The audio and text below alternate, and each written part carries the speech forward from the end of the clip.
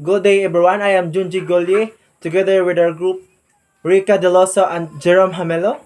We are going to report the rules of the game Badminton. Learning objectives. First, we have understand the fundamentals rules of badminton.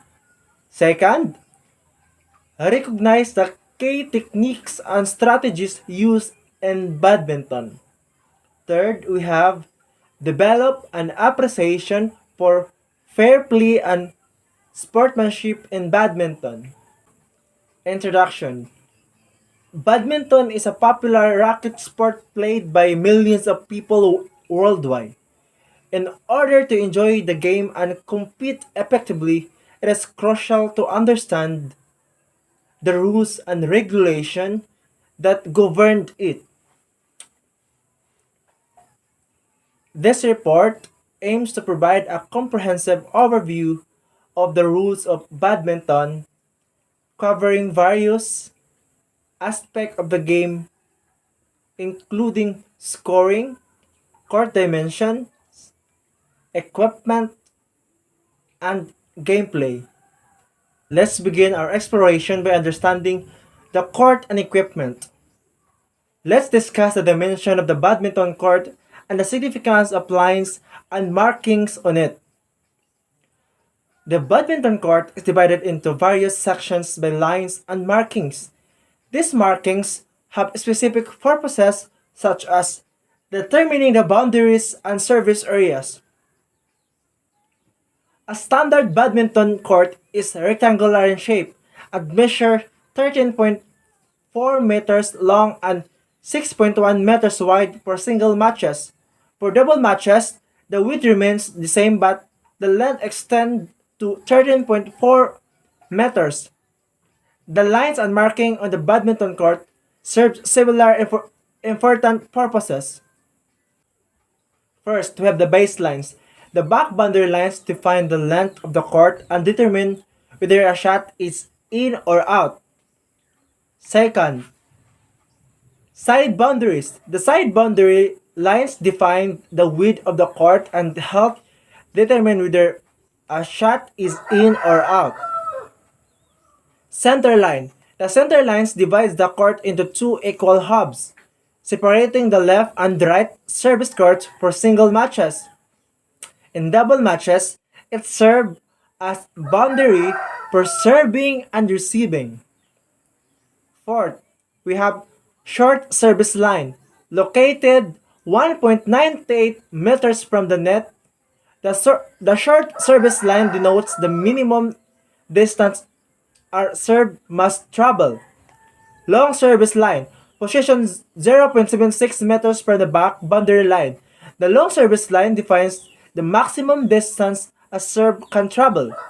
Service boxes. The service boxes are areas on the court where the server must stand while serving.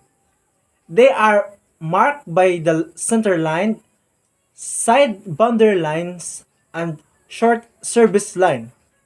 7. Net. The net is stretched across the center of the court, dividing into two halves. It serves as physical barrier that player must clear with their shots. These lines are markings ensure fair play, define the boundaries of the court, regulate serving position, and determine the validity of shots during a badminton match. Additionally, let's talk about the equipment required for playing badminton, such as the racket, shuttlecock, and the appropriate footwear. First, we have racket. A badminton racket is a lightweight frame with string that players use to hit the shuttlecock. Rackets vary in weight, balance, and flexibility, allowing players to choose what suits their style of play. Second, the shuttlecock, also called a birdie. A shuttlecock is a conical shaped object with feathers arranged around its base. It is hit back and forth across the net using a racket. There are two types of shuttlecocks, feathered or made with real feathers, and plastic or synthetic. Feathered shuttlecock are used in professional and high-level play, while plastic shuttlecocks are more suitable for recreational play. The last one we have footwear. Proper footwear is crucial for playing badminton. Shoes designed specifically for badminton provide stability, grip, and crushing to protect your feet and reduce the risk of injury. They typically have non-marking soles to prevent damage to the court. Good day, everyone. As the continuation to Mr. Gullia's report, I am here to discuss about the game basic. But before that, I have to tell you something.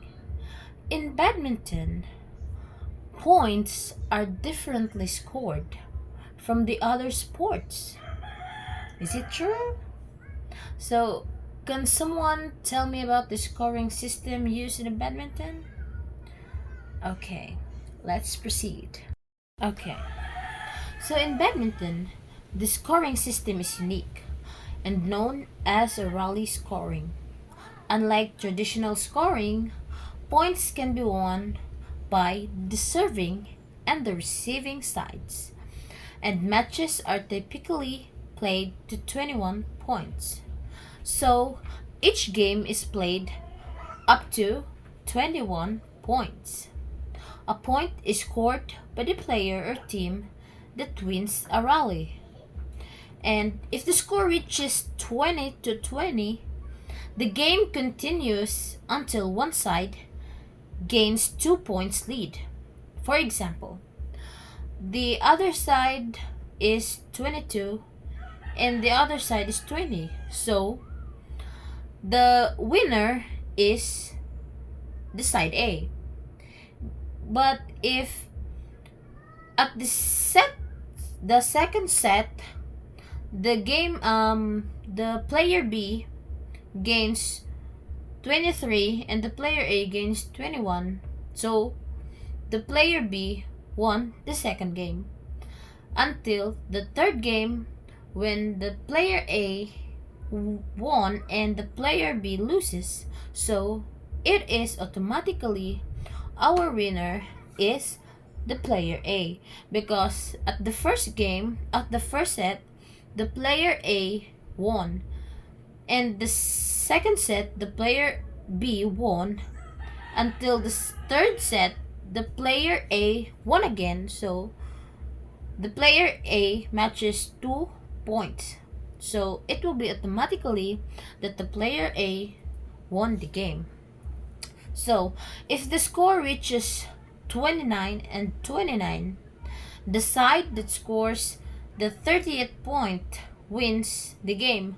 So if ever na the player A is 29 and then player B has 29 points, so the second serve or the first serve who gains the 30th point will automatically be the winner. So kung magduwa mo hinga na, so imuhang kontra tapos ikaw may mag-serve, make sure nga ang imuhang serve musud gyud sa ilahang court.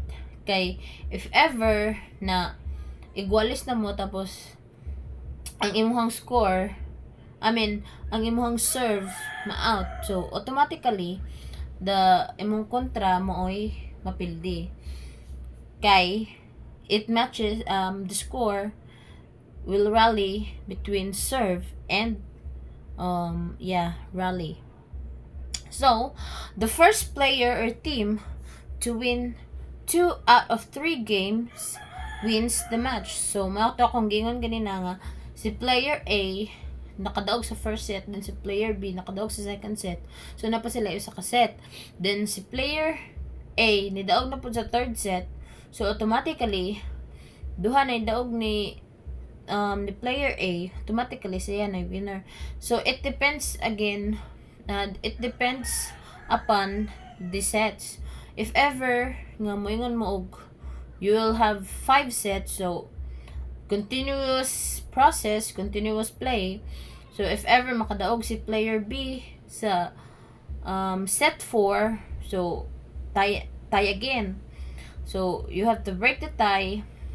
Ug kinsay mo daog sa fifth set will automatically be the winner. But if ever player A mudaog sa third set again, so automatically pod si player A maoy kanang winner kay tulo na iyahang score tapos si player B isa pa tapos duha na lang ka set. So wala na so usa na lang ka set na bilin if ever mudaog si player B sa ikaduhang set, sa fifth set, so wala gihapon, pili gihapon siya kay duha ra man iyahang nadagaan nga set, unlike player A tulo.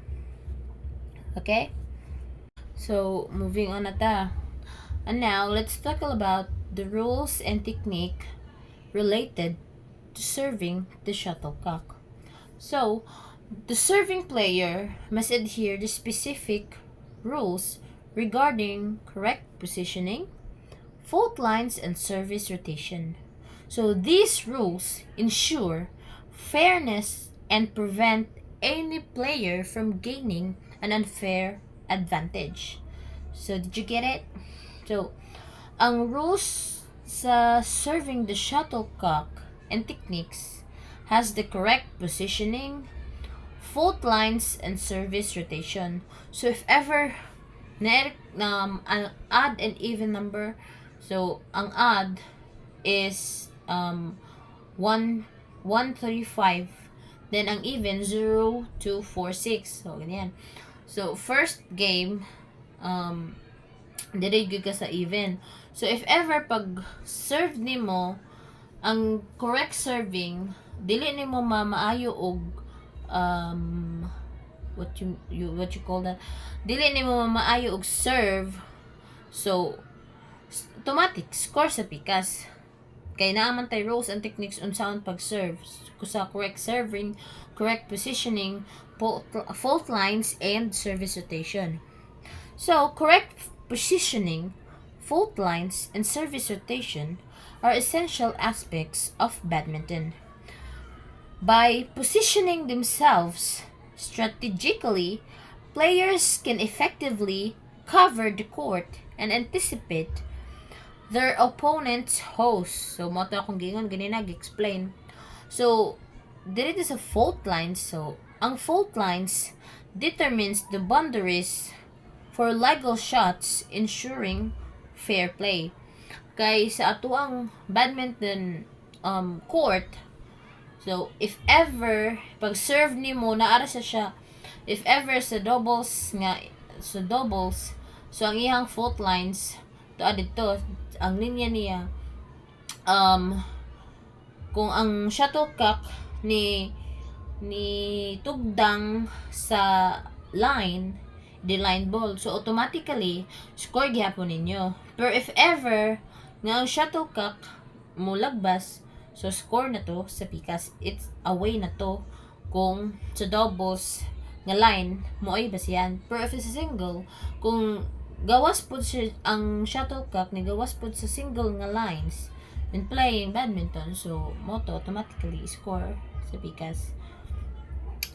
Okay. Next is service rotation. So service rotation ensures fairness by dictating the order in which players serve, adding a strategic element to the game. So these factors significantly impact the dynamics and balance of badminton matches, enhancing the overall playing experience. So moto siya sa service rotation. So moto ang service rotation niya will mag-serve ka, both score ninyo is 0 from the first game. So sa first game mag-una mo gitag 0, so dire 0 sa right, tapos ang 1 is sa left. So add ang right, even ang right, add ang left.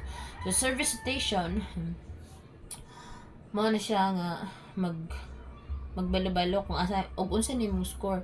So if ever og magbaylo na pud mo court, whoever wins the first set, ang inyong service karon na ay magbaylo mo court, dire mo atras mo sa court, dito mo sa line mo tindog, then magingana ang inyong agi, magbaylo mo sa line gihapon mo agi.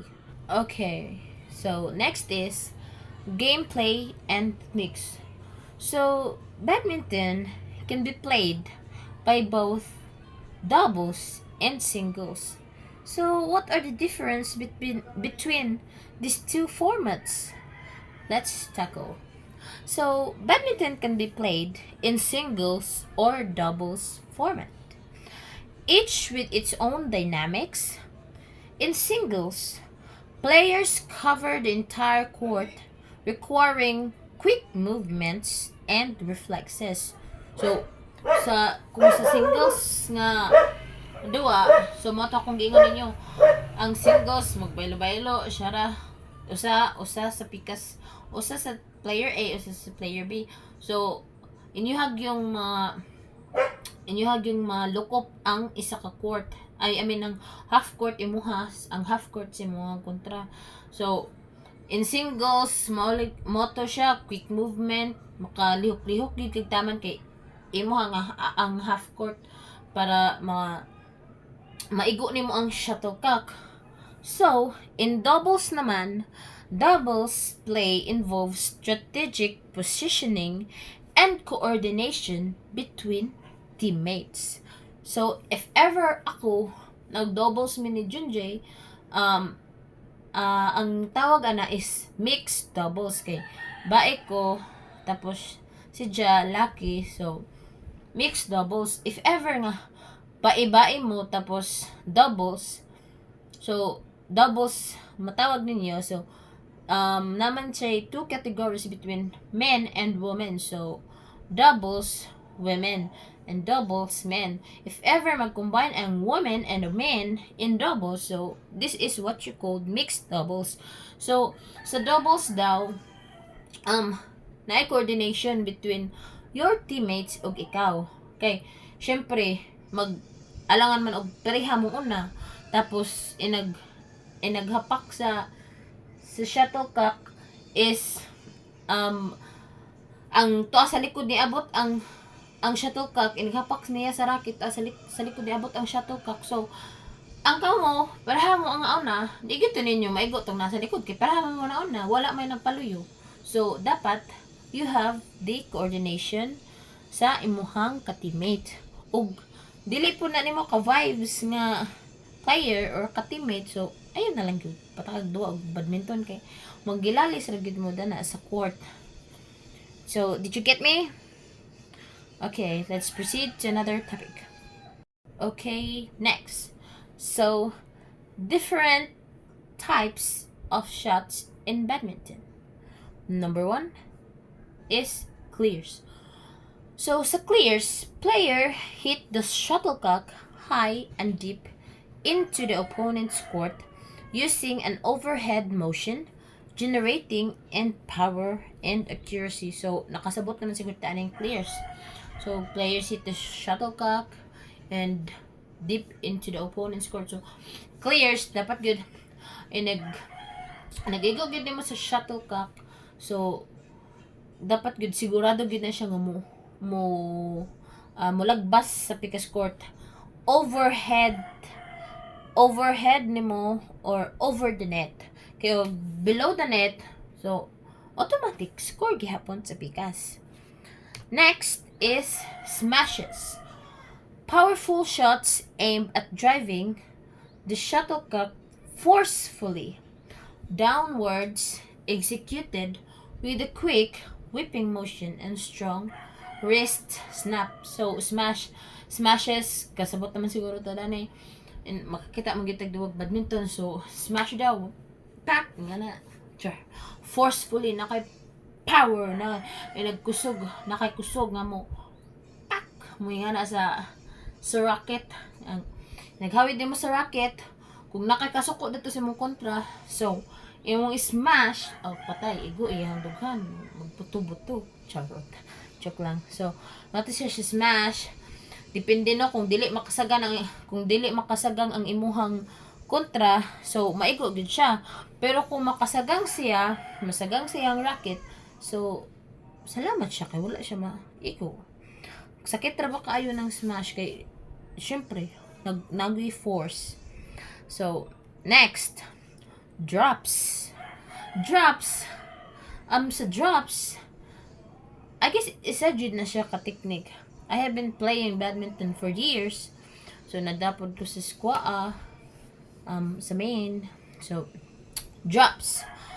Delicate shots played close to the net, falling just over it to catch the opponents off guard. So, in nag-drop, so, nagrally na mo. Nag-isigbaw sanay na mo sa badminton, sa shuttlecock, o igo. So, kung nagit kay technique, to ana nagpalayo na imuhang kontra, na siya hapit na siya sa end, sa line, sa single line, kung single mo nagduha, to na siya hapit na siya sa end. So, ikaw nga mo bounce, i-drop na lang nimo ang shuttlecock sa iyahang net, which is dili siya kaabot kay tuana siya sa layo sa backside of the court or the net. Tapos ikaw imo ra gi-drop, so igo ra gyud net ni, tapos igo ra gyud nilagpas ang shuttlecock dire. So nindot kayo, one of the best techniques ang drops kay mukamang gyud ang kontrada na kung kanang na ito siya sa layo. So dalig yun na siya kuan, naiuban nga mo split, naiuban nga kanang na ay mag-bend na gid kay kamangon gud nila ang drops nga gihatag sa kapikas player.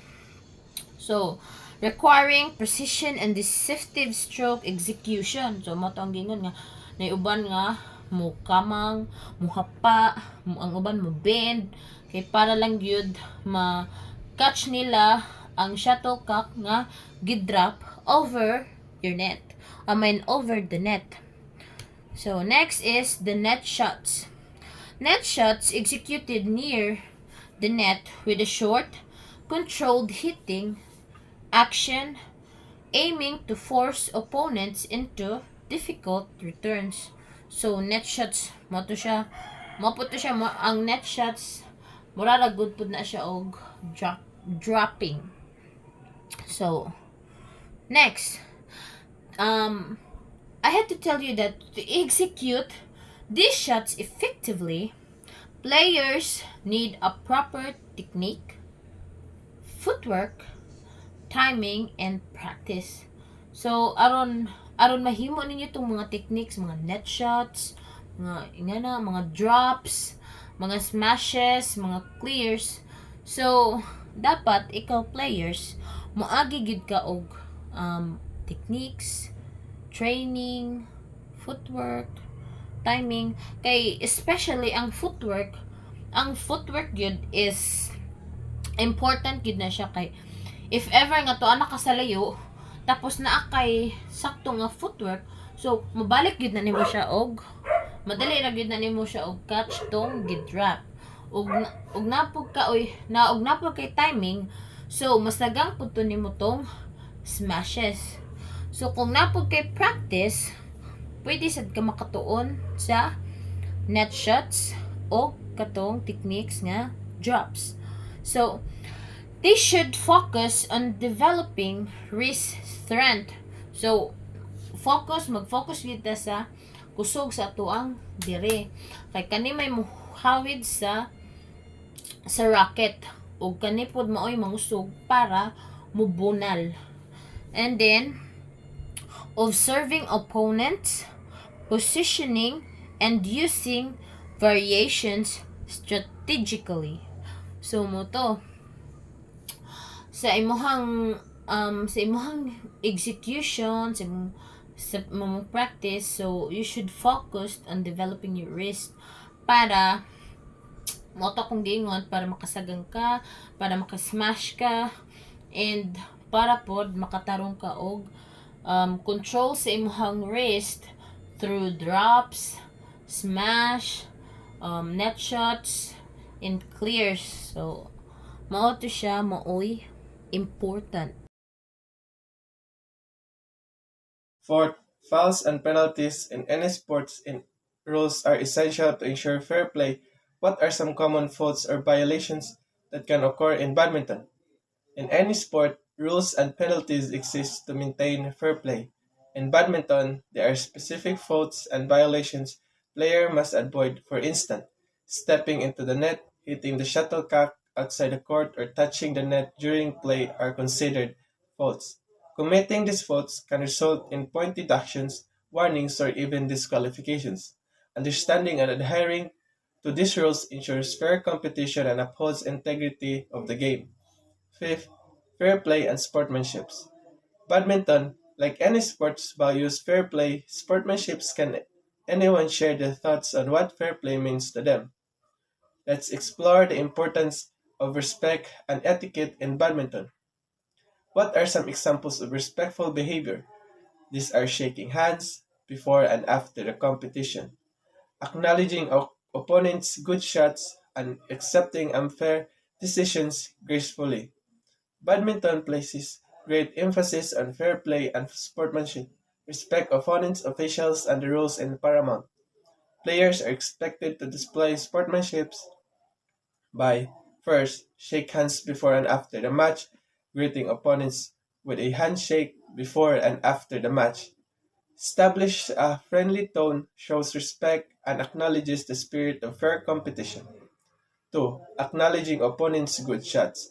Recognizing and appreciating opponents' impressive shots with nods, smiles, or words of appreciation demonstrate a respect for their skills and efforts.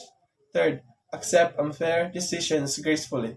Respect and accepting the decisions made by umpires without argument or dissent shows respect for their authority and maintains a fair play environment. Challenging decisions, if allowed, should be done respectfully. Fourth, avoids unsportsmanlike behavior, refraining from engaging in unsportsmanship-like behavior like trash talking, cheating, or attempting to distract opponents display respect for the game, adhering a fair play principles and the rules of badminton. Fifth, encouraging and supports opponents, offering support and encouragement to opponents, particularly during challenging moments or after a good rally, foster a positive atmosphere and demonstrates respect for their efforts. 6. Play with integrity. Playing with honesty and with integrity means avoiding attempts to deceive opponents or exploit loopholes in the rules. The game involves playing to the best of one's abilities using fair and honorable tactics, upholding the principles of fair competition. By following these examples of respectful behavior, players contribute to a positive and enjoyable badminton experience, showing respect to opponents, officials, and the overall integrity of the game. Conclusion: understanding the rules badminton is essential for players to compete fairly and enjoy a game to its fullest. By familiarizing oneself with the court equipment, techniques, and fair play principles, individuals can develop their skills and engage friendly competition.